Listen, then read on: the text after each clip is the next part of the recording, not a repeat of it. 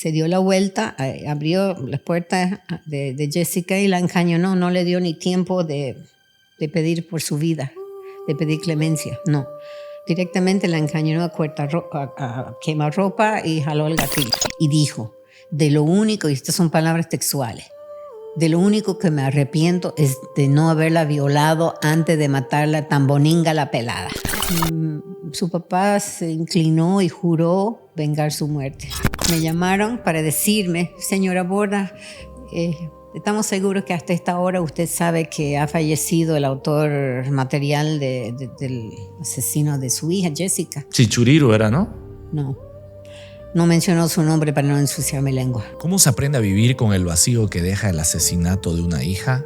Ria Borda no solo perdió a su hija, se la arrebataron de la forma más cruel, en medio de la violencia que tantas veces ignoramos. Jessica, su niña, su orgullo, fue asesinada injustamente y desde entonces Ria vive con una herida que no cicatriza. Pero en lugar de hundirse, decidió convertir su dolor en acción y fundó un movimiento de paz, de justicia, de memoria, porque no quiere que ninguna persona más pase por lo que ella vivió. Cada palabra que dice, cada paso que da, lleva el nombre de Jessica. Hoy en Contame tu historia, la vida de Ria Borda, una madre que convirtió el dolor más profundo en una voz que no deja de luchar. Muchas gracias, señora Ria, de todo corazón por darme la oportunidad de conversar con usted. Me siento dichoso de poder tenerla aquí en el estudio y conocer un poquito su historia. Agradecida y contenta soy yo. Estoy muy feliz de estar aquí en su programa. Sé que tiene mucha gente que le sigue el programa y estoy muy contenta de poder compartir unos minutos con usted y darme a conocer, hacerme conocer ante tal vez gente que no me conoce, no sabe mi historia. Muchas gracias, señora Ria. Yo era chico, bueno, creo que en realidad yo estaba en la pre-promo, año 2003, cuando me entero que su hijita había perdido la vida. Todo un país se conmocionó y de hecho fue muy memorable para nosotros los jóvenes porque no era un caso usual lo que había sucedido. ¿Me puede contar un poco todo lo que usted vivió en Bolivia, cómo llegó hasta el año 2003? Claro que sí. Yo soy americana, nacida y criada en el estado de Nueva York. Vine por primera vez a Bolivia a los 16 años como intercambio de Rotary, del Club Rotario. Cumplí mi año, volví a Estados Unidos, entré a la universidad y tuve la oportunidad de volver a Bolivia ya en la universidad. Y quise volver a Bolivia porque gocé tremendamente el año que estuve acá, me enamoré de la gente, del pueblo mismo, de Santa Cruz sobre todo, que es donde me tocó, en Montero todavía. Uh-huh. Y bueno, una cosa llevó a la otra y terminé casándome con un boliviano de Montero. Nos casamos acá por el civil y en Estados Unidos por lo religioso.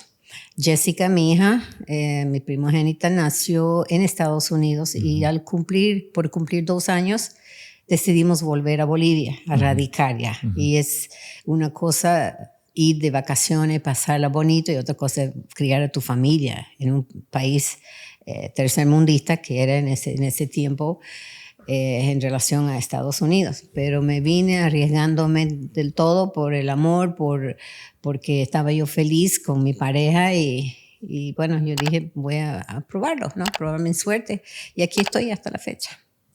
Ahora, Jessica estudió en Estados Unidos, estudió acá en el colegio, salió bachiller acá, toda su vida ha estado acá, pero en las vacaciones yo la mandaba a mi familia en Buffalo, Nueva York, cerca de las cataratas de Niágara, junto con la frontera con Canadá, de octubre hasta enero, febrero.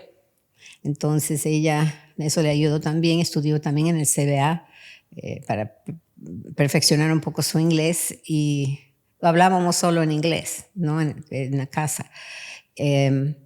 Cuando ella estaba en la universidad, ya terminó sus estudios universitarios allá, profesional, estudió administración de empresas y estaba comenzando a buscar un trabajo cuando hubo el ataque a las Torres Gemelas en Nueva York, el Bin Laden y su acto terrorista. Y yo, como vengo de una zona que provee electricidad, o sea, había una planta energética de las cataratas de Niágara que provee luz eléctrica en toda la zona noreste del país entero. Yo dije, es un punto terrorista porque amenazó a este señor de seguir atacando, ¿no? Y yo dije, van a aniquilar a mi familia y mi hija además. No, gracias. Así que hablé con ella, la traje de vuelta a Bolivia y ella no resistió, se vino conmigo. Eso pudo haber sido el error más grande o el favor más grande que me hizo Dios, porque estuve yo con ella, tuve la oportunidad de verla ya a nivel adulta, responsable. Yo estaba orgullosa de la persona en la que se convirtió. Y gocé de ella, de su presencia y su forma de ser por 1 año y medio. Y bueno, esa noche, fines de noviembre, el 21 de noviembre de 2003, ella salió a inaugurar con unas primas. Vivíamos en Equipetrol y se fueron a la apertura, a la inauguración de un boliche de eso que hay sobre la San Martín. Ese día ella no quería ir, era un jueves. Pero la convencieron sus primas a mediodía. Y esa noche ella se cambió varias veces de ropa hasta que encontró para ella el conjunto perfecto. Y se fue. Salieron de la casa a las 11:30, que no era tarde para ir tan cerca. Y todavía le dije que no se tarde. Y su papá le dijo que más bien a él le tincó. Le dijo, hija, no salgas. Y ella, coqueta, vanidosa, en la flor de su juventud de 24 años, hizo una pose y desaprovechar esta percha, dijo. Y se fueron con una sonrisa bella en su rostro y con eso se fue. Fue la última vez que la vi viva. Eso ocurrió en un momento donde el crimen no tenía quien lo frene. En ese tiempo... los auteros, porque esto fue por una banda de auteros, no mataban a los choferes. Las principales víctimas eran los conductores de taxi, los taxistas, que los minimizaban para robarles su renta o el auto. Ahora, en 21 años que han pasado desde entonces, ahora te matan directamente, apuntan y matan. Y trabajan ya en forma coordinada. El tipo de crimen, la forma de cometer crimen ha empeorado a través de los años, que es mi apreciación, ¿no? Y vieron 5 autos esa noche en esa inauguración y dijeron cualquiera de estos 5 autos, porque los auteros no buscan 0 kilómetros. Ella recién había sacado 4 meses antes un auto Fiat, yo fui su garante porque iba a comenzar a trabajar y era su primera responsabilidad financiera. Contenta, pero no era nuevo el auto, era un Jeep. Entonces, lamentablemente era uno de esos 5 vehículos que estos auteros dijeron, el primero en salirse, a ese lo vamos a robar su vehículo. Lastimosamente no les gustó el ambiente, las primas, y una de ellas dijo, pues, me acuerdo que tenía un examen y no estudié, yo me voy. Pero Jessica siempre fue responsable, le dije, yo te recogí, te voy a llevar a tu casa, no te voy a dejar irte en cualquier vehículo, vámonos todas. Y todas estuvieron de acuerdo porque no les gustó el ambiente, por algún motivo. Esto me cuentan las que sobrevivieron el atraco, ¿no? Y arrancaron, lamentablemente eran las 11 y pico de la noche, no era ni tarde. Temprano. Era temprano. Y bueno, comenzó a dejar una por una a su casa y se detuvieron, después de dejar la primera, se detuvieron en la casa de la segunda. Era, como digo, jueves en la noche, no era tarde, no habían bebido, estaban en la tertulia y ni siquiera puedo decir que ella dejó abierta la puerta porque yo tanto la enseñaba, parece que en el fondo nací para el tema de seguridad ciudadana. Yo le decía, la puerta hay siempre para pegado. Y tenía seguro el vehículo, pero igual, ¿no? Y que te roben todo, nunca se oponga a nada, que se lleven todo, pero que no te toquen nada, porque lo material se recupera, como sea. Entonces, ella había apagado el motor y al apagar el motor se abren los seguros del vehículo automáticamente. Y al bajar, la segunda chica estaba en la tertulia de qué vamos a hacer mañana, que era viernes, estaba en la charla de cómo iban a hacer al día siguiente cuando fueron asaltados por estos sujetos. Lastimosamente, el autor intelectual avanzó al lado del pasajero, adelante. El jeep tenía 2 puertas, bueno, 3 con la de atrás, ¿no? Pero había 2 puertas adelante. Él había violado y él tenía su hoja prontuaria por violador y estaba queriendo violar a la prima que estaba en el lado del pasajero. Y a Jessica, el autor material, se dio la vuelta, abrió las puertas de Jessica y la encañonó. No le dio ni tiempo de pedir por su vida, de pedir clemencia, no. Directamente la encañonó a quemarropa y jaló el gatillo. Ah, no, así. Esa bala, Eduardo, atravesó un pulmón y la aorta de Jessica con orificio de entrada y de salida y se incrustó en el codo de la prima. La prima no sintió nada. Ella vio la sangre, pero pensó que era la sangre de Jessica. No se dio cuenta que la bala estaba en su codo. Inmediatamente, obviamente, Jessica se desvaneció, la empujó el tipo y se cayó, como ella era delgadita, no como su madre, y se cayó hacia atrás, en el espacio entre los 2 asientos, y cayó en posición fetal atrás del lado del chofer. Y él subió. Entonces, a lo que él dio arranque al vehículo, sonó la alarma, porque tenía alarma. Eso despertó a los vecinos. Salieron los vecinos. Entonces vieron que su atraco estaba frustrado. A la muchacha al lado ya la tenía semidesnuda para violarla. Pero no tuvo tiempo de cometer su asquerosidad y se fueron corriendo. Se dieron la vuelta a la manzana mientras estas chicas estaban en zozobra, ¿ya? Y Jessica luchando ahí en posición fetal. Se dieron la vuelta y se prestaron como taxi de llevarla a Jessica a la clínica. Ella dejó ensangrentado el vehículo y todavía cobró por la sangre en su vehículo, el conductor del auto. Psicópata, ¿no? La llevaron a la Foyenini y la dejaron en emergencia y se fueron. No se supo más de ellos. Y mi hija ahí llegó fallecida porque se desangró. Por la posición en la que estaba, sus pulmones se llenaron de sangre y su estómago, ¿no? Y así fue. Entonces, yo frustrada, asustada, en shock, no lo podía creer. Cuando me llamaron, ya medio que me la olía. Una madre tiene un sexto sentido. Yo sabía que algo grave había pasado. Simplemente me dijeron que Jessica tuvo un accidente, que estaba en la Foyenini, que va inmediatamente. Hasta que yo llegué, eran por decir las 2:15, 2:10 por ahí. Pero ya estaba ella fallecida. La prima... ¿Y eso a qué hora había sucedido más o menos? Yo vivía en la calle 6 Oeste, atrás del Alemán. Entonces lo que tardaron en llegar... La Hugo Wast, creo que es esa, ¿no? Claro, pero estuvieron por decir 40 minutos a la 1, habrán salido del boliche. Y yo llegué a la clínica a las 2:15. Entonces no hubo tiempo de nada. Y ya no me acuerdo lo que iba a decir. Me disculpar, es que No, me contó que justo usted se fue de su casa hacia la clínica porque la habían llamado. Me llamaron, pero en cuanto llegué yo vi que había padres de familia de las otras primas.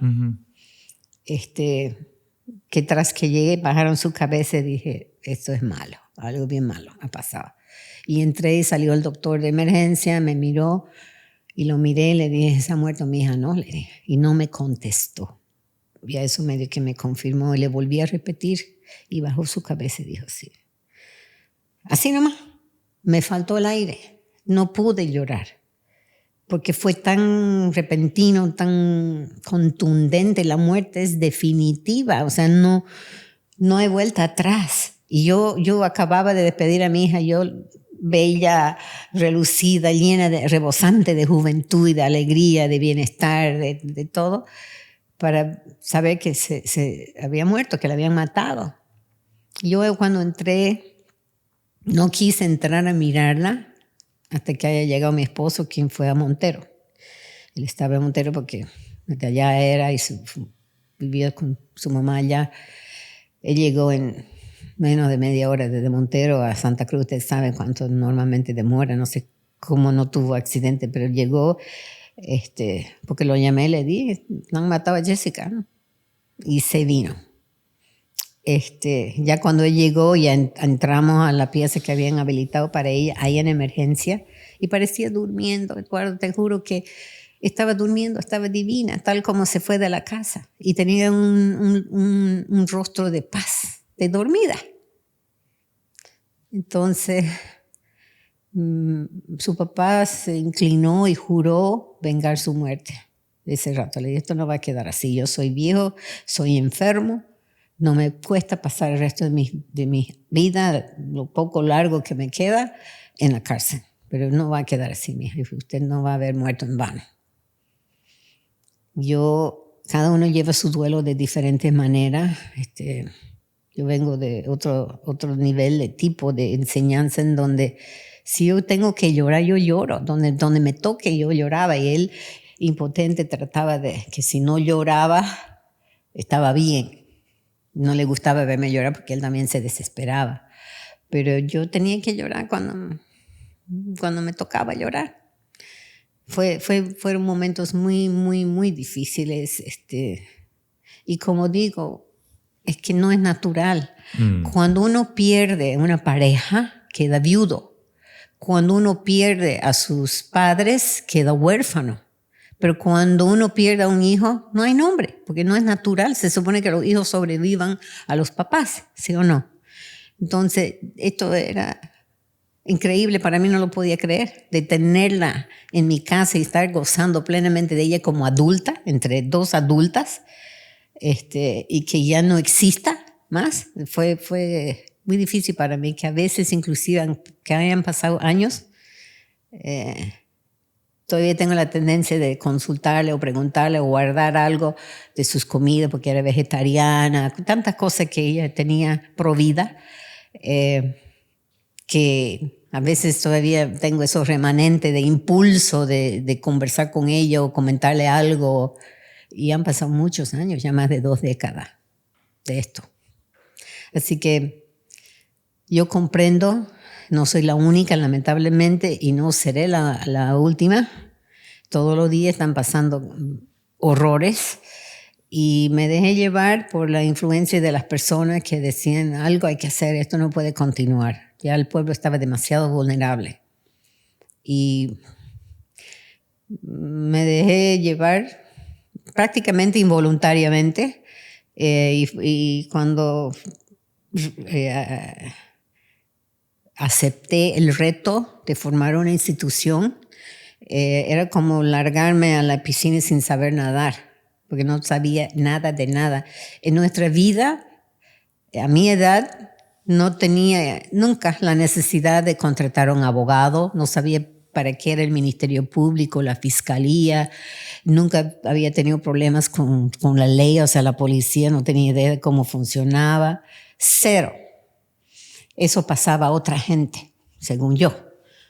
Pero el hecho de que me haya tocado a mí afectó grandemente, como usted dijo al inicio de esta entrevista, agarró en curva a mucha gente, y cosas comenzaron a cambiar.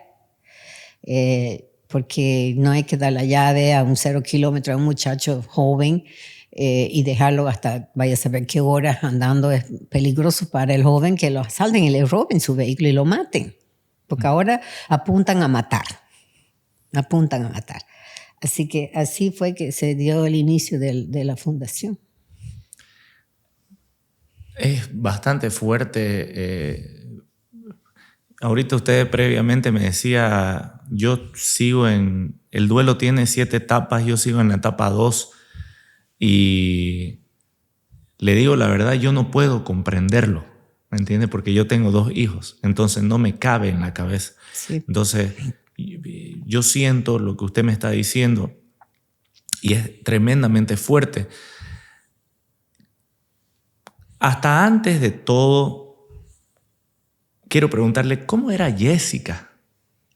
Bueno, ningún padre va a hablar mal de su hijo, ¿no?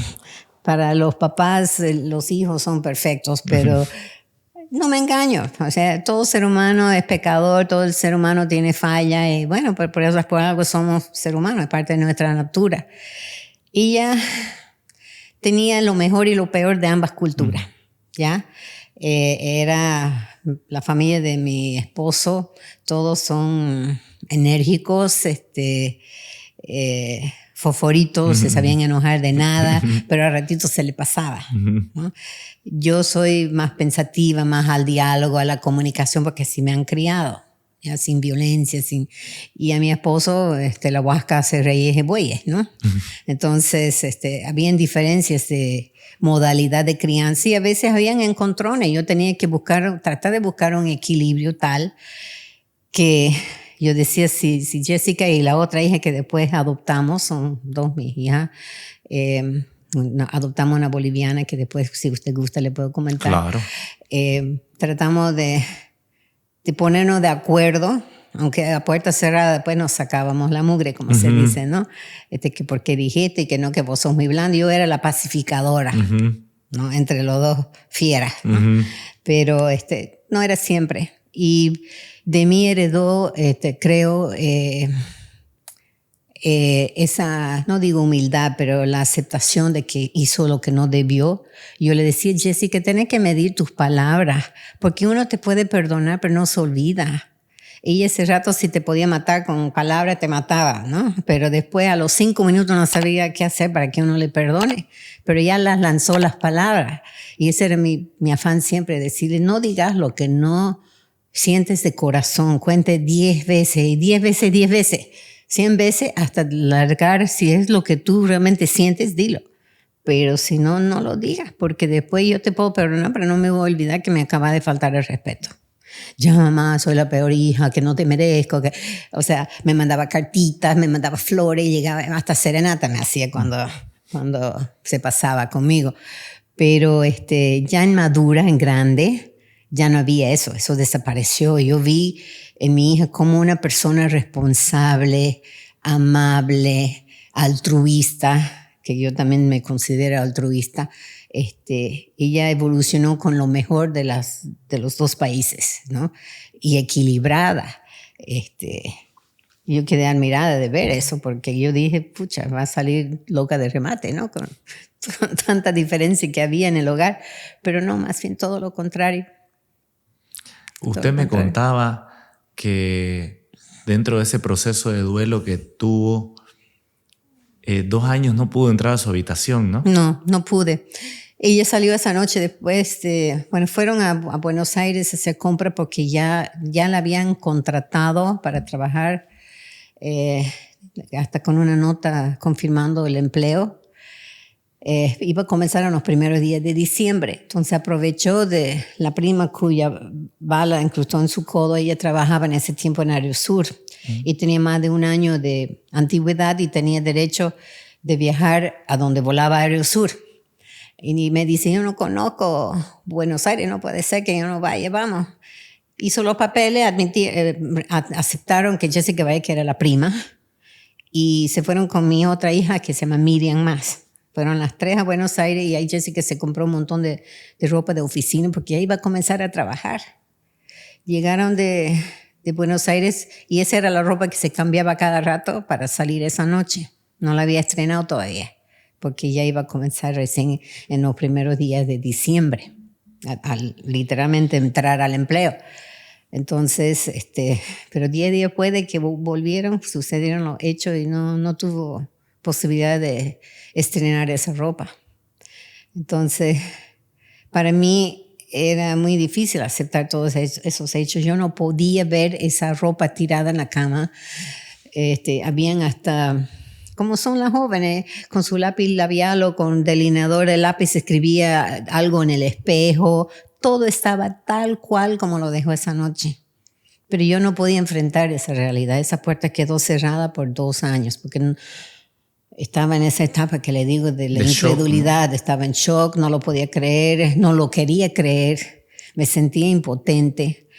Pero a pesar de todo eso, voy a decir la verdad, yo siempre he sido muy creyente. Creo mucho en Dios, confío en Él, en su guía, en su presencia constante. Puedo contar miles de casos que uno quedó sorprendido en mi vida y la vida después de la muerte física de Jessica, que da para cuestionar hasta el ateo más firme, cuestionaría. Y en vez de renegar y decir, ¿por qué te la llevaste tan joven que ella no merecía eso y enojarme con Dios por su muerte? Yo inmediatamente me di cuenta que no era así, sino que más bien tenía que agradecer a Dios por el privilegio de permitirme ser su madre por 24 años. Y sigo creyendo eso. Pero qué bello. Porque es así. Dios tiene un plan para todos y estoy segura, si hubiera tiempo de hablar de situaciones previo a esa noche que conllevaron y a mí me han hecho creer que ella tenía que morir ese día, que ella en el fondo tal vez de su subconsciencia a nivel psíquico sabía que sus días eran limitados. Las cosas que ha hecho y ha dicho antes de su muerte ahora tienen razón de ser. ¿Por qué? Le pregunto de curioso. Rapidito, ella ya tenía enamorado acá y se iban a casar. Me enteré que le había pedido la mano en una entrevista después de su muerte, que lo entrevistaban al novio, ¿ya? Y él dijo que en esos planes de casarse, vida juntas, etcétera, hablaron de cuántos hijos querían tener. Y ella siempre decía, ¿sabes cuántos hijos te voy a dar? Le decía al novio, ni uno, porque voy a morir antes. Y él se enojaba. Y en esa entrevista, él dijo eso. Y a mí también me decía, porque hablábamos de 24 años y uno quiere que más o menos vaya acomodando su vida. No, mamá, yo no te voy a dar nietos, me decía. No me va a dar el tiempo. Eso es solamente un ejemplo. Así le decía. Así nomás. Hemos hablado de la muerte. Ella me decía que ella no quería que la entierren, ella quería que se la cremen. Ahora no es problema, pero en ese tiempo el único crematorio a nivel nacional que había era en La Paz. Y a veces ponían 2 y 3 cadáveres en el mismo horno y esto para vos, esto para la otra familia, o sea, horrible. Claro. Más el trámite con narcóticos. Desastroso. No, un desastre y carísimo. Además, que al final eso no importa, ¿no? Porque uno tiene que cumplir los deseos de una persona. Y yo le decía mis deseos en caso de que yo me muera antes que ella, que era más probable, ¿no? Ella quería mariachi, que le cantemos no sé qué en su velorio, escogió sus canciones, ella sabía todo lo que ella quería en caso de que ella muera primero. Ah, lo habían hablado. Lo habían hablado. Con el novio y conmigo, y más de una ocasión. Ella medio temaba con eso, ¿no? ¿Y usted no se enojaba que le toque esos temas? No, porque chacota era para mí, ¿no? Claro. Más bien era importante para mí que ella sepa lo que yo deseaba. No he pensado nunca que me toque al revés. Y entraba en diferentes charlas y siempre salía, ella siempre tenía ganas como apurada de hacer las cosas. A ella le gustaba la adrenalina, el bungee jumping, eso de lanzarse. Yo me enloquezco con eso, pero a ella le gustaba hasta que lo hizo sin que yo sepa. Y así tenía como una fiebre de hacer y hacer cosas porque sabía que le quedaba poco tiempo. ¿Qué puedo hacer? Y bueno, eso y un montón de otras cosas más. Esto, inclusive, se había peleado con su papá y no se hablaban. Y llegó un día con un perfume. Y le digo, ¿eso ese perfume de hombre es para tu novio, para fulanito? No, me dice, esto es para papá, para Navidad. Y era septiembre. Y le digo, ¿pero y por qué? Porque lo extraño, pero hablar con ella malo. No, el orgullo mataba, ¿no? Entonces, guárdamelo, le dije, hasta Navidad vamos a estar hablando. Y murió en noviembre. Yo me olvidé de ese perfume, lo puse en un neceser de ella, en mi vestidor, y después de su muerte, hasta meses después, lo encontré, lo abrí, ¡puf! Salía el olor a ella. Increíble. Y rapidito lo cerraba.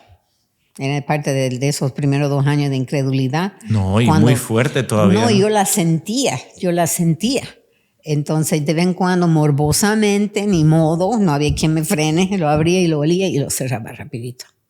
Al final, le regalé ese perfume para Navidad y el hombre no quiso nunca ponérselo, nunca nada, lo tenía ahí como un recuerdo de su hija. Un perfume muy bonito. Así que, y así podría continuar, pero mejor no. Con eso yo creo que basta. Mire para que usted. sepa. Y Ella sabía.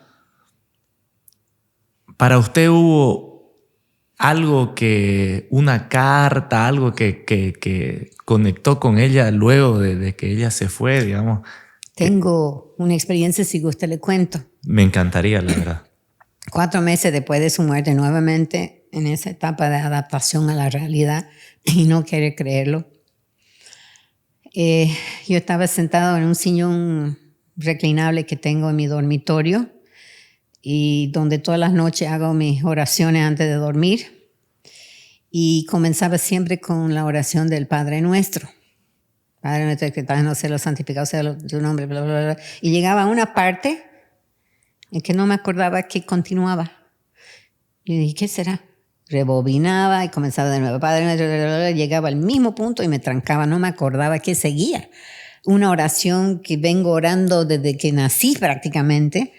Decía, no, muy bien, al inglés vamos, meta. Cambio de chip cerebral y comencé a orar el Padre Nuestro en inglés. En el mismo lugar, Eduardo, me trancaba, frenaba. no me acordaba. De pronto, escuché, y esto nadie me va a quitar, ni a la tela más grande. ¿Por qué? Yo escuché en este oído izquierdo que me gritó. Escuché un grito, los pelos de mi tímpano, todo vibró. Yo lo sentí, era físico. Perdonar a los que nos ofenden. Quedé, no quise ni moverme porque fue un grito aquí en el oído, como que cualquiera gritara así tan cerca. Pero no quise moverme porque yo estaba sola. Yo sabía que eso era la voz del Señor que me estaba diciendo que yo tengo que perdonar a los que la mataron a ella. Uy. Me fue clarísimo. Entonces, no quise moverme, quedé como, ¿qué ahora qué hago? Porque tenía miedo que si me movía se iba esa vibración. Quedó vibrando mi oído, de verdad. Esto no lo comenté a cualquiera porque por ahí creían que yo era media loquita, que me había trastornado, pero lo experimenté, es lo que digo. Soy una mujer de ciencia, ¿no? Criada en un ambiente donde todo tiene explicación científica o médica o técnica, pero esto era más allá de eso. No, yo le creo y le agradezco por contarme. No, fue espectacular, no quise moverme. Al otro día, al final eventualmente tuve que echarme, ¿no? Al otro día quería contar a alguien. Comencé a llamar a mis amistades. Nadie me contestaba el teléfono, nadie, era un fin de semana. Nadie trabajando, nadie me contestaba el teléfono.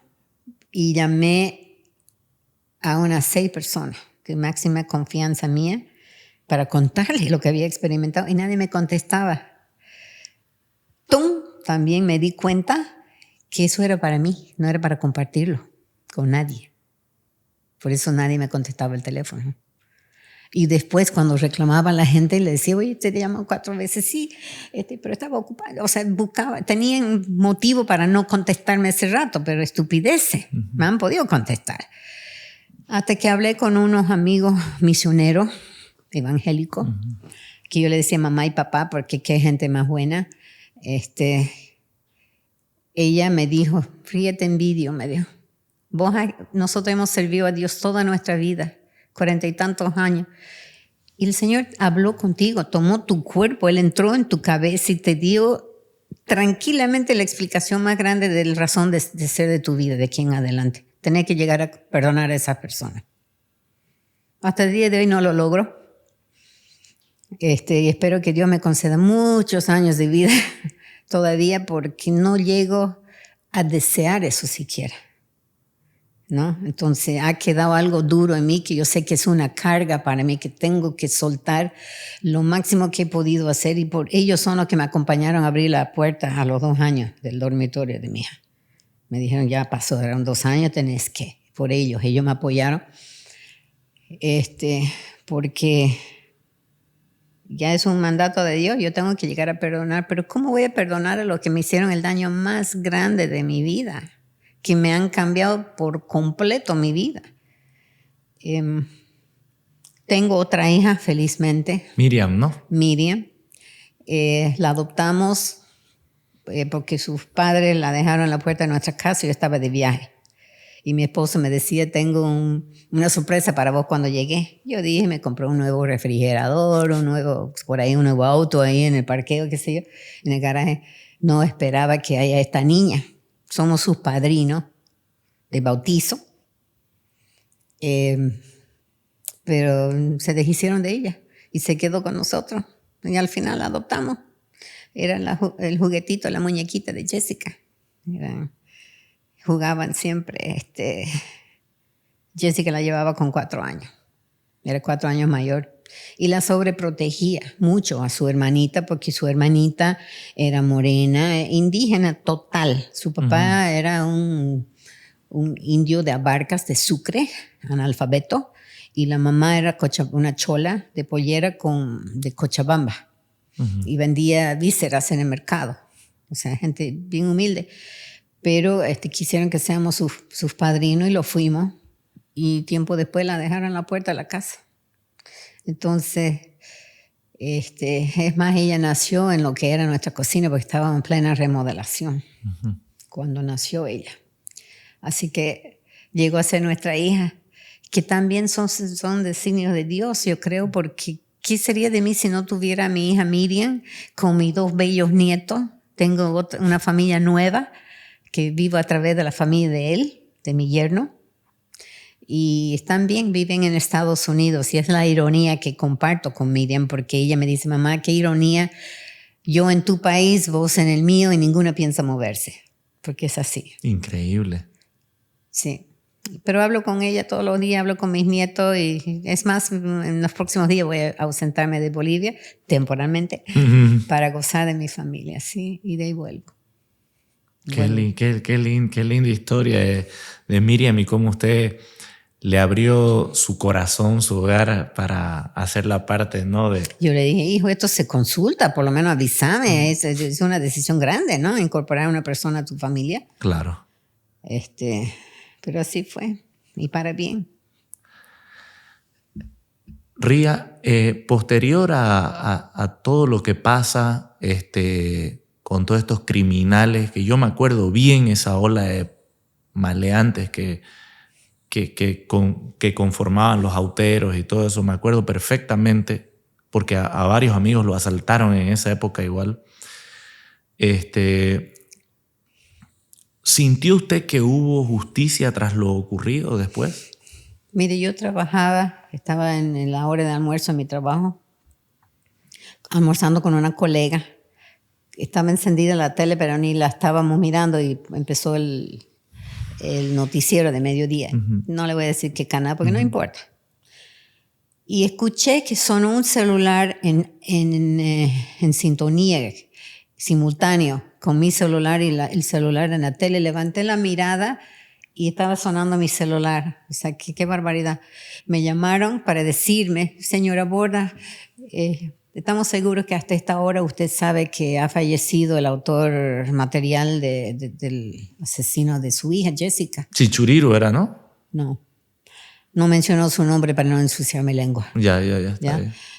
Pero no era él. Y yo, sin saberlo, yo estaba trabajando. ¿Cómo iba a saber? Me agarró en curva.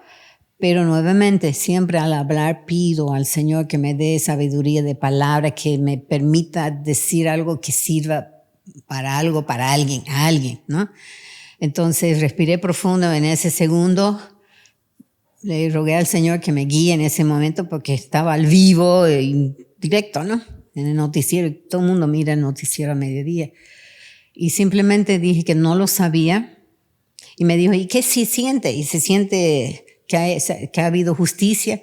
Y yo le dije, nada lo que haga o no haga esa persona o le pase va a volver a mi hija con vida. Si fuera cierto así, yo sería la primera en matar o en pagar millones, daría mi propia vida porque Jessica vuelva. Y además, todos nacemos de una mujer. Y estoy segura que así como yo y ahora estoy obligada a llorar la muerte de mi hija, hasta que el Señor me recoja. Hay una madre que está llorando por la muerte de su hijo, por más criminal que haya sido, porque la mamá no sabemos qué estamos criando, ni qué damos de bienvenida al mundo. No se sabe cómo era su vida de ella o de él. Y francamente no siento nada.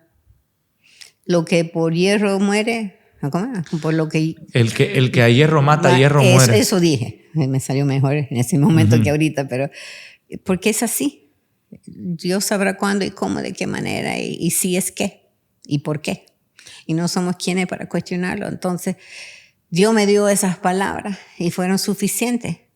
Cuando se colgó de la entrevista, porque ya no me mostré, no sé qué querrían. Querían la exclusividad de darme la noticia, no sé. Amarillismo, ¿no? No, sí, no sé. O rojismo, por último, porque no se hace esas cosas. Días después me puse a pensar cómo me siento y ese ser no existe. Lo habían matado en su celda terriblemente. Una muerte horrible. Y no sentí nada. Absolutamente nada. Ni vengada, ni satisfecha, ni feliz, ni triste. Porque para mí, como digo, haga lo que haga, pásele lo que le pase. Mi hija ya se fue y no va a volver. Ya le habían hecho el daño. Entonces, ¿qué me importa? Que el Señor lo perdone, que se vaya para arriba o para abajo. Eso es tema entre Él y el Señor. Yo no puedo meterme en eso. Y listo. Y dejé esa tarea de perdonar a los que nos ofenden todavía. Yo tengo que llegar a hacer eso. Pero estoy lejos de considerar eso, porque de pensar que podría, aunque sea en otra dimensión, de otra manera, como sea, que esté relacionado en el mismo lugar o atmosférica o hemisferio, como sea, con mi hija, no me parece justo. En mi opinión, laico como ser humano, que esté en el mismo lugar gozando de estar al lado de Dios porque pidió perdón en el momento de su muerte. No me parece. Ella vivió para Dios y hemos hecho retiros espirituales con ella poco antes, que es otra muestra que ella pensaba que las cosas terminaban. Ella pidió ir a un retiro espiritual conmigo y nos fuimos meses antes de su muerte. Entonces, ella era mujer de Dios, tenía que ir. Además, la misma Biblia dice que el que muere así, de esa manera, es mártir y va directo al cielo. Eso está escrito. 100% seguro. Cuando usted ahorita me decía... usted decía, yo no sé si hice bien venirme a Estados Unidos. Yo estaba esperando que usted concluya y yo sentía y pensaba algo que siento que Dios me puso en la mente, que todo, no se mueve una rama de un árbol sin el designio de Dios. Sí es. A veces uno cree que movió ese clic para generar todo eso, pero Dios ya lo tenía planificado. Sí. Y yo aprendí con la partida de mi madre de que nada es nuestro, por más duro que sea. En el caso, yo decía, ahorita vuelvo a recapitular lo que usted decía, que usted le decía, gracias Señor por haberme regalado 24 años a Jessica. Aunque usted no la crea, me acabo de conectar mucho con usted, porque yo le di gracias a Dios el día que mi madre murió diciéndole, gracias Señor por haberme regalado 62 años a mi madre, pero 33 en mi vida. Entonces, y a mí me miraban como raro, pero yo decía, me dolía, lloraba, obviamente todo, pero dije, es el designio de mi Creador. Entonces, la comprendo totalmente en lo que me dice y yo tengo la plena certeza porque uno siente cuando las personas son buenas y cuando hay una conexión espiritual, de que Jessica goza de la gloria eterna, ¿no? Sí, eso me da la única paz y tranquilidad que puedo tener en este mundo. No deseo perdonar a esas personas porque no les puedo ni siquiera decir que son animales, porque los animales matan por defensa propia, claro, por sus críos o para comer. Claro. Esto lo han hecho deliberadamente y premeditadamente. Claro. Entonces han tenido tiempo de reflexionar, de decir no, que sí. Yo leí su expediente que me facilitó la policía, porque yo era agente consular para Estados Unidos en el momento de su muerte. Trabajaba con el Departamento de Estado a través de la Embajada en La Paz. y me prestaron su expediente. No lo miré por mínimo 2-3 semanas porque no tenía el valor de hacerlo. Esto fue meses después.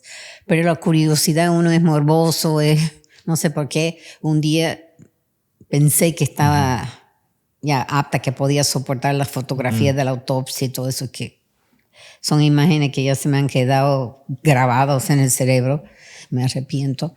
Pero en su cautelar, en su audiencia cautelar, después de que lo aprendieron, le preguntaron, ¿y usted qué tiene que decir a todo esto? ¿Qué dice a la familia Borda? ¿Cómo responde ante la familia que la ha amado, que la ha criado? Y dice pausa, o sea, él pensó conscientemente su respuesta.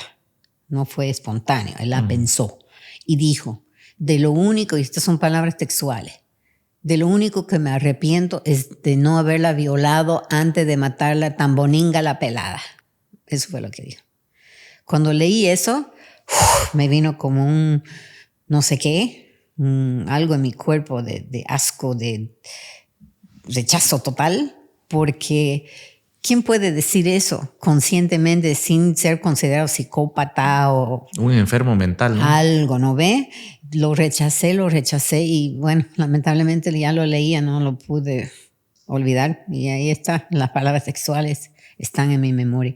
Entonces, yo no soy quien, no puedo juzgar a nadie porque yo también soy ser humano con errores, fallas y defectos, pero siento que no merecen que yo los perdone. Han tenido tiempo para considerarla y todavía cuando los aprendieron, días después, en el día de cumpleaños de Miriam, 10 días después, le di ese el regalo de cumpleaños que te manda tu hermana desde el cielo, lo primero que dijeron era no me maten. Y a ellos sí que no le dieron la oportunidad. Temerosos los matones. No me maten. Y si no lo mataron, la verdad fue porque un medio de televisión pagó plata para la exclusividad del arresto. Ahí está la prensa. En vez de cubrir, causan cambios en lo que debe ser la justicia.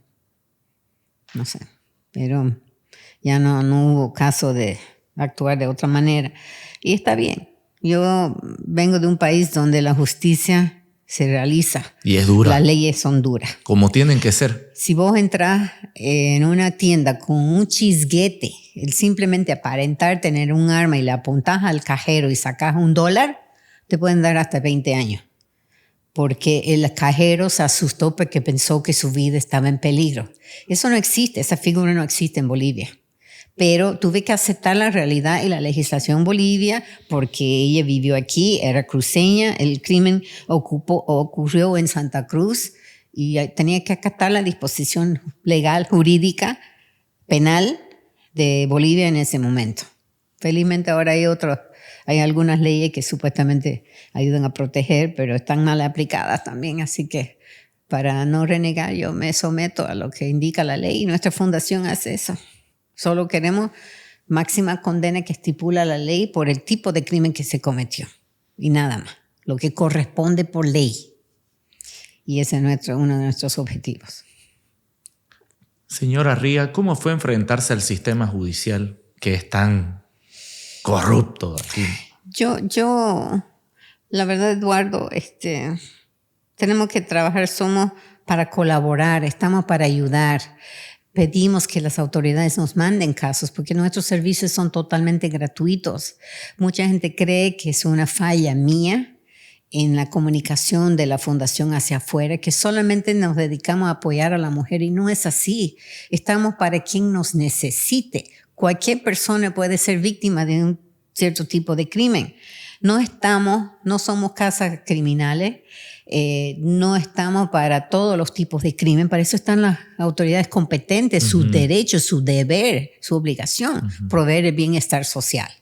Pero nosotros hayan habido casos en donde hemos contribuido con información que llevó a la aprehensión en un caso.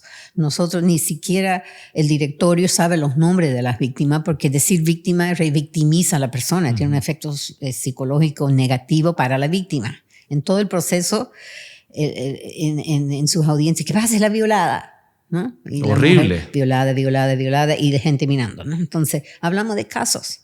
Se pone el nombre de quién fue aprendido, por dónde va el caso, en qué parte del proceso, que son 3 años, larguísimo. O sea, el accionar de los abogados que atienden el caso. Pero no nos referimos a las personas como víctimas. Entonces, es frustrante. Lo que sí hemos logrado un año, queríamos que nos otorguen derecho de tener las hojas selladas, que en ese tiempo costaban $2 cada hoja. Uh-huh. Y en un caso de violación simple, que es donde una persona viola una vez a otra persona, y no es solamente mujeres que son violadas, hemos tenido, los varones también saben ser violados, no es un tema de género, pueden haber 80 páginas. 80 por 2 son 160. La gente humilde no tiene esa cantidad de dinero ni posibilidad de ir a hacer fila y sacar esas hojas. Hemos solicitado a la Suprema, porque es un derecho constitucional de entidades civiles, de poder conseguir esas hojas en forma gratuita. Está estipulado, corresponde. Pero nunca en la historia de Bolivia alguien lo ha solicitado y no sabían cómo otorgarnos eso. No había un procedimiento establecido que permita que la Fundación Jessica Borda tenga acceso a esos papeles en forma gratuita. Yo quedé triste porque plata es plata y con esa plata se podía hacer. Imagínate vos cuando es complicación, cuando es múltiple violación o violación en grupo, cuando más de una persona viola a una persona, etcétera. Pueden llegar a, vaya a saber cuántas hojas. 500 ¿no? hojas. Imagínate fácil. si una violación simple son 80, más o menos, ¿no? Dependiendo de cuántos testigos hay, qué sé yo. Entonces, gracias a Dios, en ese tiempo habían 3 abogados que decidieron, sin avisarme, probar nuevamente su suerte y volvieron a hacer el trámite ante la Suprema. Y con el antecedente del rechazo, el reconocer que sí, pero que no había cómo, básicamente los obligaron a crear un procedimiento en donde al año me dieron esa grata noticia que la Fundación Jessica Borda puede tener acceso a esas hojas, pero no te dan pues 50. O sea, en cada caso que va, te dan la hoja que necesité para seguir. Constantemente están haciendo avanzando y avanzando. Pero ya, y no nos cuesta dinero, ¿no? Porque los abogados siempre están yendo a ver sus casos, ¿no? Aunque ya la justicia está descentralizada, que es otra frustración para nosotros en la procura de justicia, pero es entendible. La ciudad es enorme, hay 15 distritos municipales y en cada distrito quieren poner lo que llaman EPI, que son estaciones policías integrales, EPI, que son subdivisiones, ¿no? Subdivisiones. Entonces, un abogado penalista puede tener una audiencia de un caso en una EPI y de ahí tienen que cruzar la ciudad a la siguiente EPI y por ahí el tráfico no permite que llegue a tiempo. Están correteando de aquí para allá. Cuesta complicado. Mucho. Complicadísimo y cuesta. Y si se pierde una audiencia, se posterga. Muchas veces no se presenta la parte defensor, ¿no? Porque los esconden y es todo un drama, ¿no? Cuesta mucho lograr justicia y las autoridades, lastimosamente, lo digo públicamente, no nos están ayudando. No nos están ayudando, aunque deberían, porque nuestros servicios son gratuitos. Hemos hecho campaña en las EPIs, personalmente con letrerito pidiendo permiso, pegar nuestros stickers en el vidrio de sus ventanas, notificando a la gente que si nos llaman a nosotros, le proveemos el mismo servicio y gratis. No tienen que pagar un peso, ni de transporte. A veces hay 10, 15, 20 audiencias y pague micro y a veces son 2 líneas y la gente no va sola, no va a ir la mujer violada o el señor golpeado. Si mataron a su hijo, va la madre, padre o el hermano mayor, siempre va más de una persona y todo eso pagamos nosotros, ¿no? Con fondos que logramos tener por fuentes dentro del país, específicamente en Santa Cruz, ¿no? Es un gran logro. Yo considero que la fundación que usted ha creado, digamos, Jessica Borda, es una de las más reconocidas del país. O sea, cuando mencionan el nombre de Jessica, yo creo que ese es un legado maravilloso a todo lo oscuro que ha quedado, que el recordatorio de Jessica es ayuda para los demás. O sea, todo el mundo, sí, la Fundación Jessica Borda, o sea, todo el mundo conoce la fundación, de alguna manera lo ha escuchado en alguna oportunidad. Sí, tenemos credibilidad y transparencia en lo que hacemos, eso nos favorece muchísimo. La gente confía en la fundación. Sí. Inclusive han habido 2 oportunidades ya en los 21 años, vamos para 22 de vida institucional, que he solicitado que el abogado que nos representaba renunciara por la simple apariencia de recibir beneficios de parte de la víctima, ¿no? Y estoy hablando de miserias, estoy hablando de que saliendo de una audiencia le invitaron, en un caso, Mocochinchi y 2 Cuñapé. Pero la gente supo que ese abogado era la fundación porque tienen una identificación. Entonces daba la apariencia de que estaba recibiendo un beneficio porque pagó la señora. Cuando tenemos caja chica, él podía invitarle a la señora y quedaba de otra manera. Y por esa apariencia que alguien podía malinterpretar que estábamos recibiendo un beneficio, Chao. le pedí que renuncie. Él reconoció, y el otro caso también era parecido, comenzó a pelechar vehículos, nueva ropa, un Rolex. ¿Y de dónde? Pues si nuestros servicios son gratuitos, ¿no? No había cómo. Entonces, era cuando los abogados tenían exclusividad nuestra. Ya no hacemos eso. Hemos ido aprendiendo y modificando de acuerdo a las instancias. Pero otra cosa que no nos gusta es negociar con el aprendido. Si son 3 los citados, agarran a uno, procesemos ese uno. No me gusta la sentencia abreviada, se llama, que cuando negocian con uno para que venda a los demás y le bajan su condena. No, señor. Nuestra filosofía es tenemos ahorita, si agarramos los otros 2, ojalá así sea, pero que sigue trabajando la policía, te tenemos ahorita agarrado y vas a ir a la cárcel por la máxima condena de lo que hiciste o lo que te juzgaron, ¿no? Entonces, muchas veces hay que apelar a la Suprema, porque cuando se lo sentencia, siempre pedimos sin derecho a indulto, que significa que no reclamen. Que no rebajen por buen comportamiento, que busquen maña para minimizar su sentencia. Tienen que cumplir los 20 años, 18 años, lo que salga en el juicio. Como no tienen nada que perder, apelan.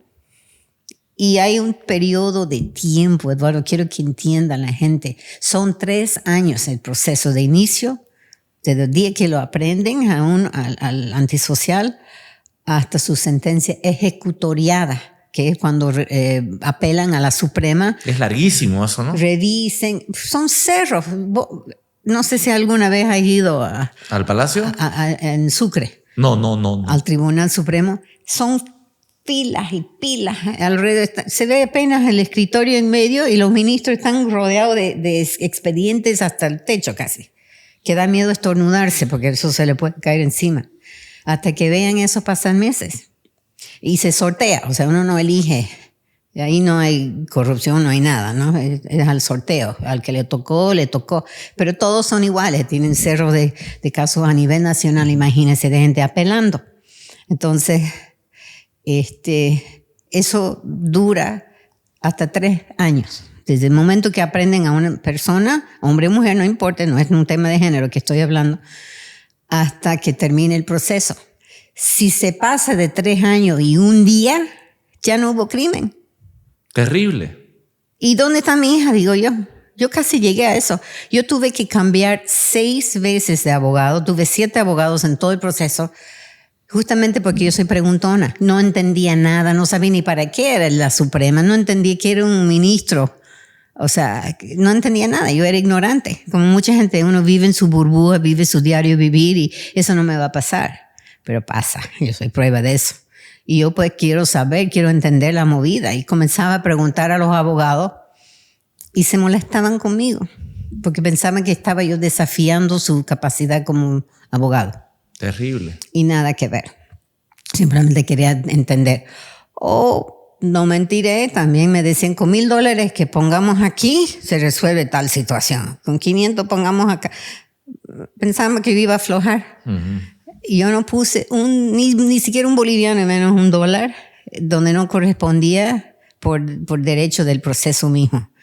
Porque nuevamente nada iba a devolver a mi hija con vida. ¿Por qué voy a regalar plata a gente corrupta o no ética?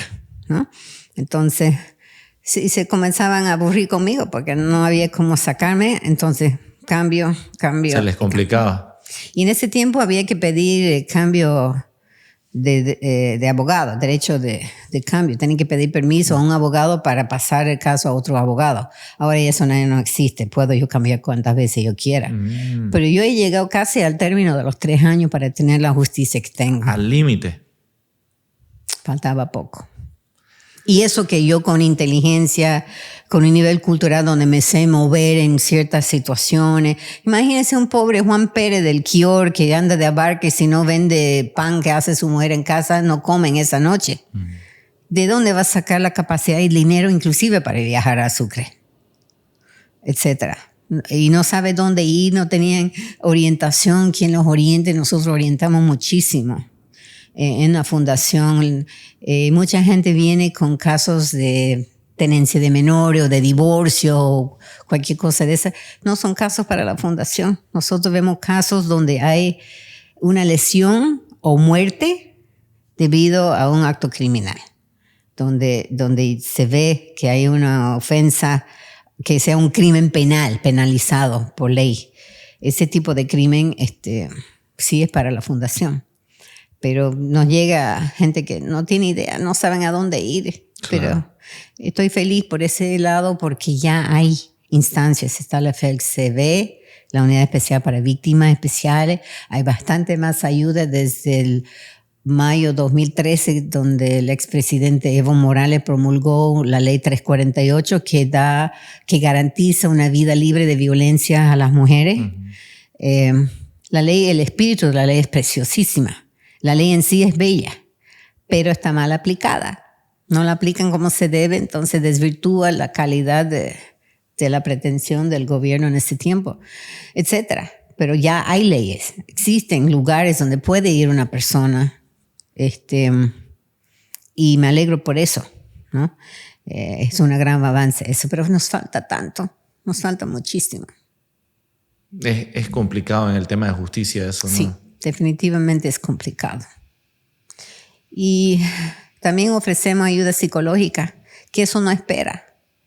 Si te asaltan y hubo forcejeo y te tumban y roban tu cartera o tu celular o lo que tengas, levántate y date gracias a Dios porque no te pasó nada. Pero quedan traumas. Entonces, si uno necesita ayuda psicológica, hablar de ello, que puede ser individual, familiar, grupal, lo que sea, nuestros servicios psicológicos también son gratuitos. Eso no espera, eso no espera que arresten a alguien o imputen a alguien. No, sí, eso es inmediato, estamos para eso. Y por otro lado, para no parecer que todo lo hacemos post-tragedia, post-hecho, post-crimen, dedicamos más tiempo a la educación y prevención. Cómo minimizar el riesgo de la vulnerabilidad de un buen ciudadano en la calle, por ejemplo, de caer víctima de un crimen.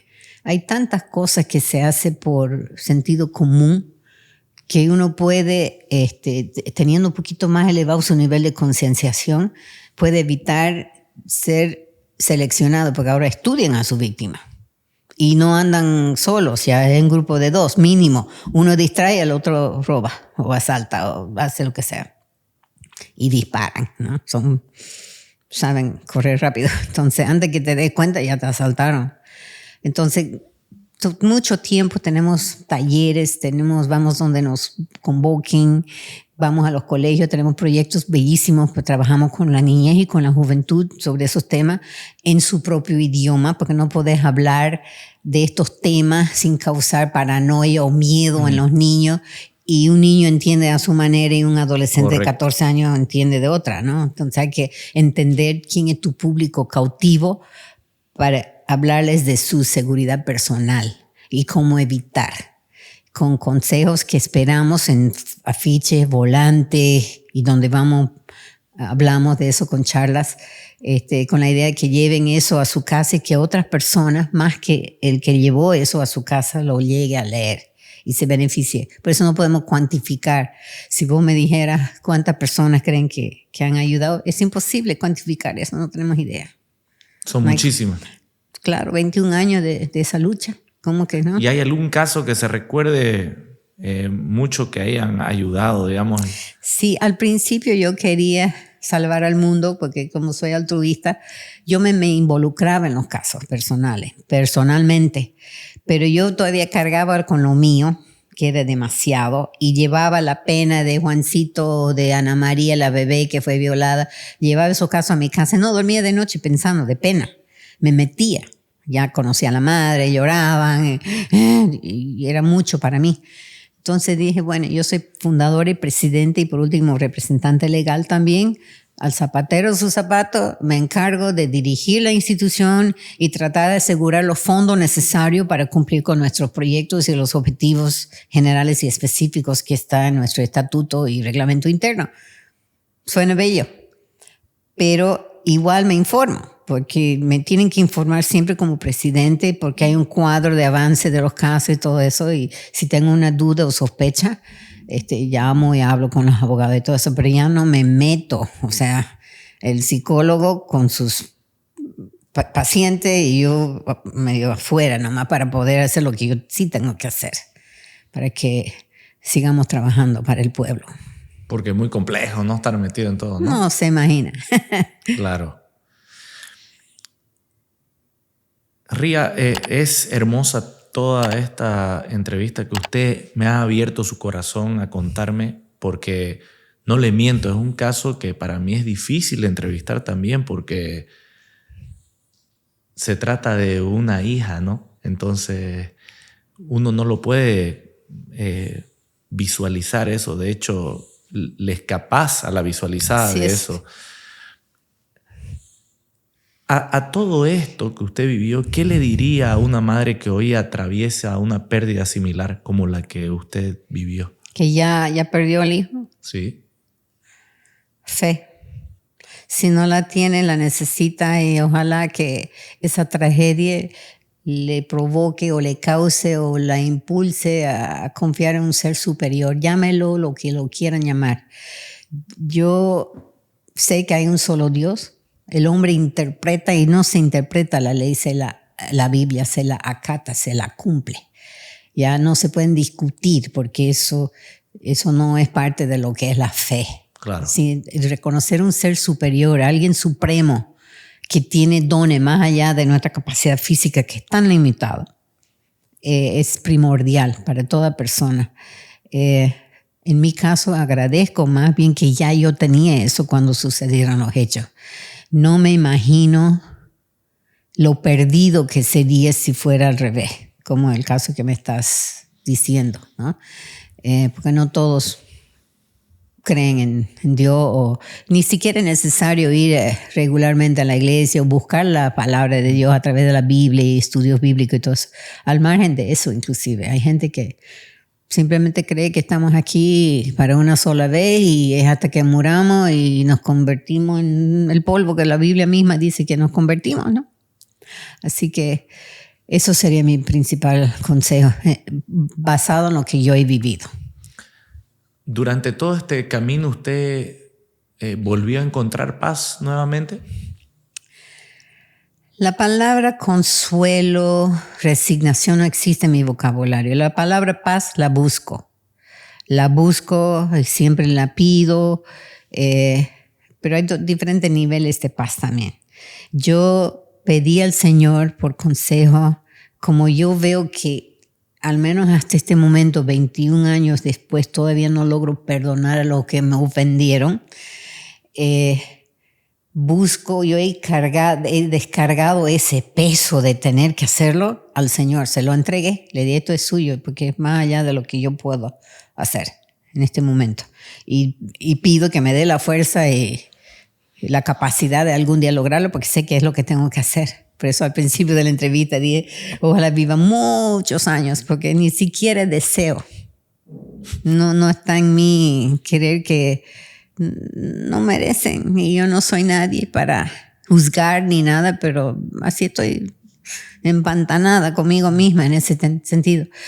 Tengo paz porque sé que esta obra, aunque no me gusta reconocer, mucha gente dice tenía que morir Jessica para que exista esta fundación. Para mí nadie me preguntó si quería hacer ese máximo esfuerzo, nadie me consultó. no me pidieron mi opinión. Y si me consultaran, yo lo habría negado. Porque ¿quién quiere sacrificar a un hijo por gente ajena que uno ni conoce? ¿No?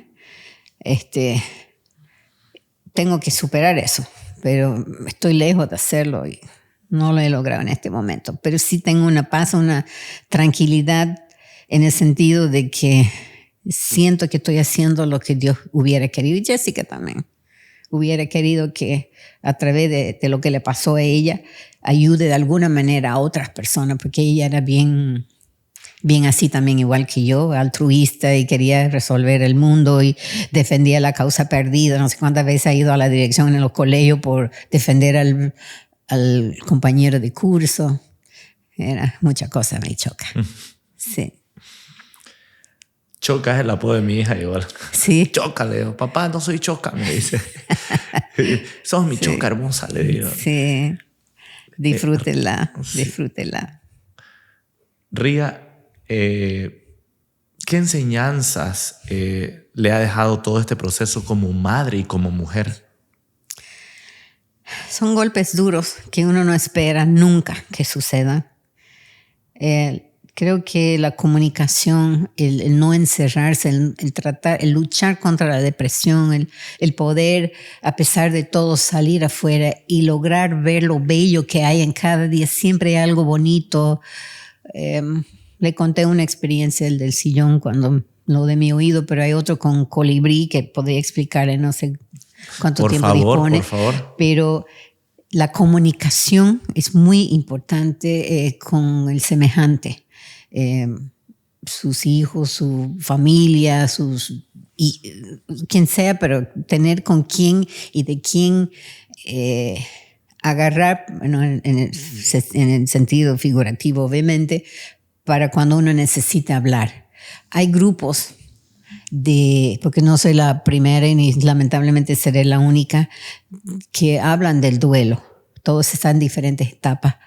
Y se reúnen lamentablemente en ciertos días de la semana de X hora hasta X hora siempre. Y han habido veces que en ese día y a esa hora no deseo hablar del tema.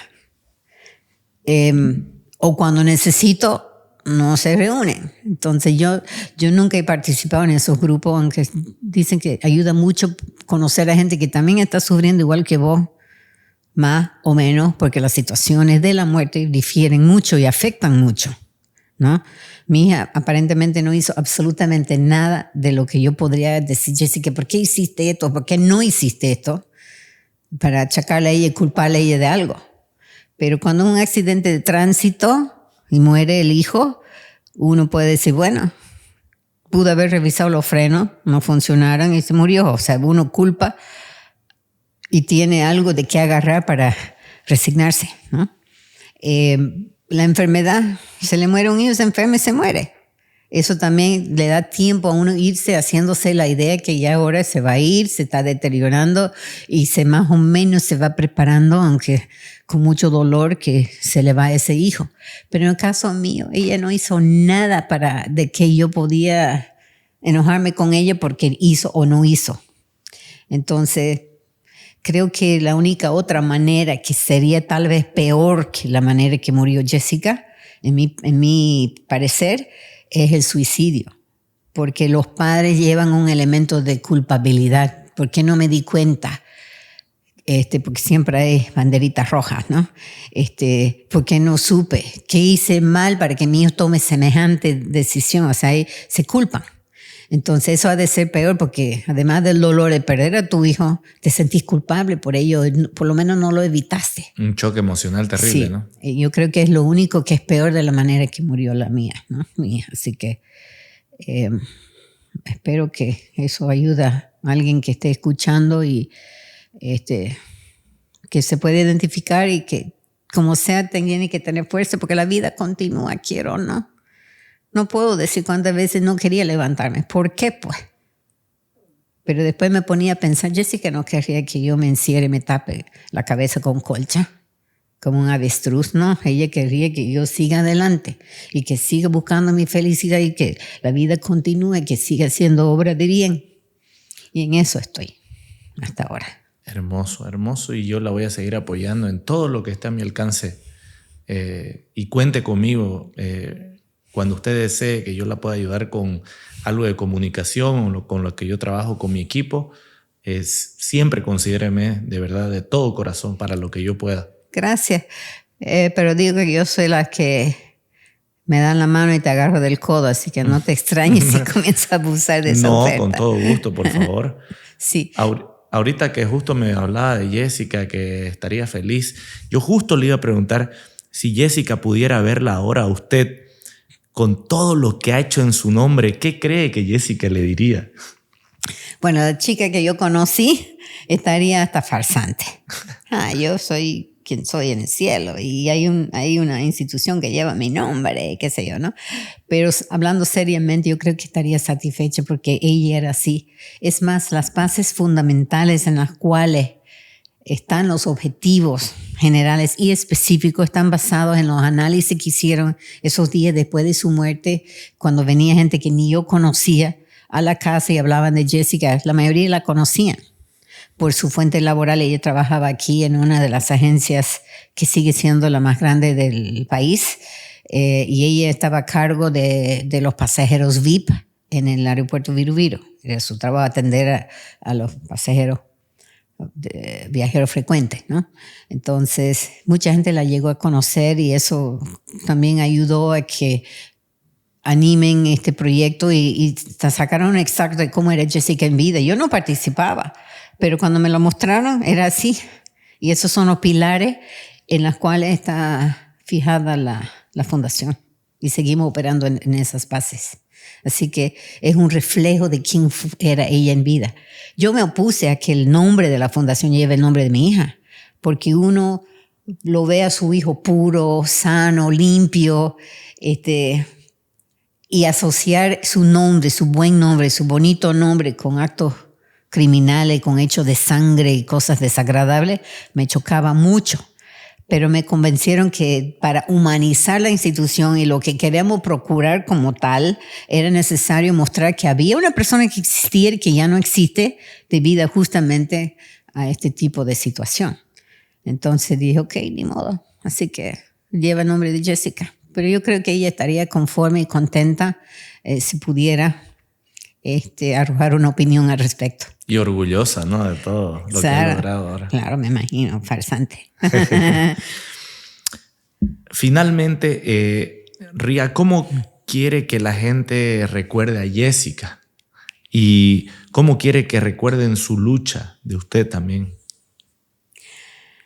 Mi lucha es la lucha de todas. Yo siento que puedo decir, después de tantos años, que yo represento a personas como yo y como cualquiera que viven su vida pensando, esperando, creyendo que son inmunes a este tipo de desgracia, pero no lo es. Yo soy un golpe de verdad, de realidad. La gente ve en mí algo que no tenía que haber sucedido, pero que sucedió y puede volver a suceder. Y sucede, ¿no? ¿Cuántas personas han muerto violentamente desde que murió Jessica hace 21 años atrás? ¿No ve? Y solo aquí. Imagínense, a nivel mundial está cada vez peor. Los números que nosotros nos consideran líderes de opinión en ciertos temas, nos consultan. Y yo sigo las estadísticas nacionales, departamentales, mundiales, y estamos perdiendo una guerra, lamentablemente. Tenemos que reeducar a la sociedad. Hasta en Austria ayer estamos no sé en qué crisis, sí, ¿no? Y la forma que lo hacen es cada vez más bajo, más inhumano, ¿no? Cosas increíbles. Pero queda para una siguiente entrevista el tema del colibrí. Le quiero contar. Ya, le tomo la palabra. Ria, de todo corazón le agradezco eternamente por haberme dado la oportunidad de conocerla en este campo mucho más íntimo de su vida. Gracias por contarme de Jessica, por contarme la luz que era, y que Dios la siga bendiciendo y dándole mucha sabiduría para seguir llevando el nombre de Jessica a través de la fundación, apoyando a tantas personas que lo necesitan. Muchas gracias. Para mí es un honor estar aquí, como dije al principio y lo repito, darme la apertura de hablar un poquito de mi hija, que la extraño muchísimo, y me permite que la gente de alguna manera me entienda a veces cuando se me encuentra en la calle, si estoy un poco tristona o seria, porque ese factor en mi vida me ha afectado tanto que a veces no estoy sonrisa, aunque valoro y siempre encuentro algo bonito en cada día. Eso no he perdido. Una flor o un amanecer, siempre hay algo muy lindo por el cual uno tiene que agradecer cada día que uno nace, ¿no? Y tiene otra oportunidad de mejorar las cosas, un nuevo empezar cada día. Si me permite, me gustaría indicar a la gente que esté escuchando, si tienen requerimiento o necesidad o quieren contactarnos por el motivo que sea como víctima o para apoyarnos, es simplemente entrar a Google y poner Fundación Jessica Borda y tenemos 8 maneras de encontrarnos. Tenemos Instagram, tenemos todo, hasta TikTok, todo. Pero poner Fundación Jessica Borda, aunque escriban Jessica mal, porque la escribí con doble S, con K, y un desastre, pero está ahí. Aunque lo escriban mal, entra a la página y están todas las maneras de contactarse con nosotros y se pueden informar más sobre nuestro accionar. Que vale la pena participar, aunque sea como voluntario, porque necesitamos siempre voluntarios, personas de bien. Y no hemos hablado de las pasantías, tenemos convenios con muchas universidades para que hagan sus horas laborales prácticas, sus prácticas con nosotros, no en una entidad sin fines de lucro, que es muy enriquecedor para ciertas profesiones. Buenísimo. Yo me comprometo aquí en la cámara. Voy a dejar desde el inicio, pero continúa en este punto del video, un QR para que aparezca en todo el video, para que puedan acceder a la información de la fundación y a todas sus redes sociales y a algún contacto en WhatsApp que usted me va a pasar también. Sí, son 8 maneras que pueden comunicarse con nosotros desde un celular. Yo el mío inclusive lo doy, nunca me escondo. Todo el mundo, el que quiere acercarse, me encuentra. Yo contesto siempre el teléfono. Correcto, ahí voy a dejar todos los contactos aquí en la pantalla. Y nuevamente, 1000 gracias por darme esa oportunidad y por tan linda usted como persona de darme este momento tan íntimo. Gracias. Y ahora sí, ya no te digo Eduardo, te voy a decir Capi. Ya, es mi apodo de chico, así que a mí me gusta mucho que me digan Está Capi. muy bien, gracias. Gracias, Ría. Gracias por todo. Bendiciones. Igualmente.